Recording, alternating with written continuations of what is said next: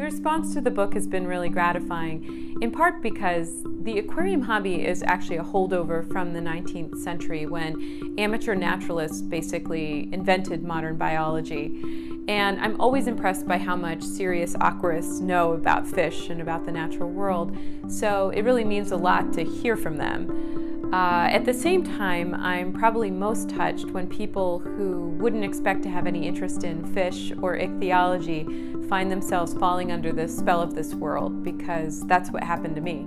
So a few months after the story published, two of the main polluters in the story, both DTE energy coal plants, actually announced they were shutting down. Well, the response was really nice. It was published in Agencia Sync, whose articles are published under a Creative Commons license.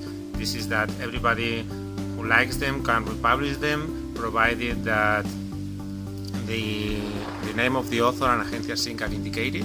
So it was republished in some of the Spanish national newspapers, some of the most read scientific web pages here in Spain, and the response was nice because people didn't get alarmed. They didn't start to think that anesthesia was something dangerous, even we don't know the precise mechanisms. It was a matter of curiosity. People get strange about it, but I think they understood that we don't know the precise mechanisms about anesthesia because we don't know the precise mechanisms about consciousness yet.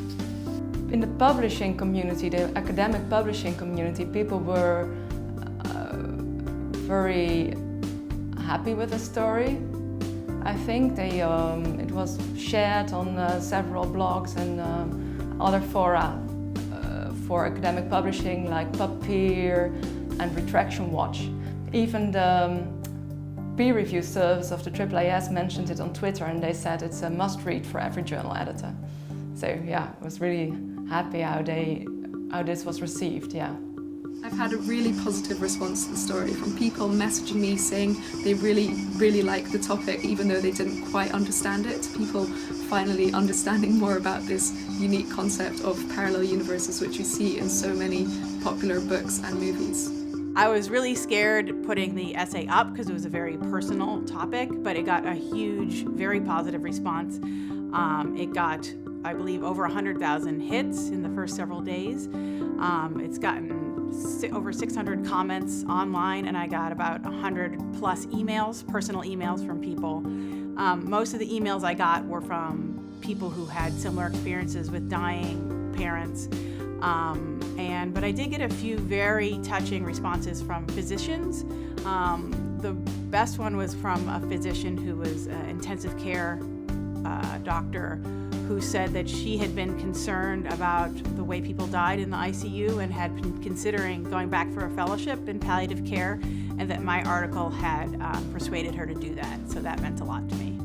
The story on delusional parasitosis got a pretty interesting response, especially from folks who I suspect may themselves suffer from delusional parasitosis, which I should have expected. But it also got great response from a lot of entomologists who told me they've dealt with these kinds of patients and learned a lot from the entomologist I was profiling about how they could be better at helping those patients through these issues. People were telling us afterwards that they really discussed what they had to do with our story because they heard about the things that went wrong and how the system of the Dutch birth care makes these things go wrong.